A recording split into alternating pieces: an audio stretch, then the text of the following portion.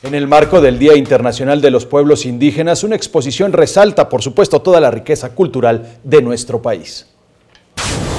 Con el objetivo de que visitantes nacionales y extranjeros admiren la riqueza cultural de la Ciudad de México, especialmente de sus pueblos originarios y comunidades indígenas, se inauguró la exposición fotográfica denominada Rostros e Identidades Indígenas de la CDMX, la cual ha sido instalada en la calzada Juventud Heroica, Puerta de los Leones del Bosque de Chapultepec.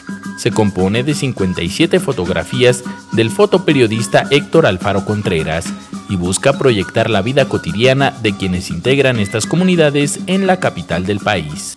Que del 100% de los que habitamos aquí, un poquito más del 9% son integrantes de comunidades y de pueblos indígenas de todo el país, que llegaron hace años, que tuvieron que abrirse paso ante violaciones de derechos humanos, ante esquemas de discriminación, ante faltas de respeto y ante insensibilidad de las autoridades.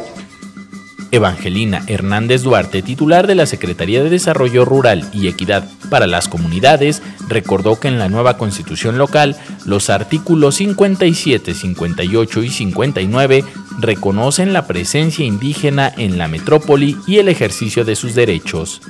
Además de que el primer párrafo de la Constitución de la Ciudad de México está escrita en el náhuatl originario de la Ciudad de México. No somos solamente el folclor de los indígenas, tenemos derechos. La galería permanecerá hasta el próximo 9 de septiembre.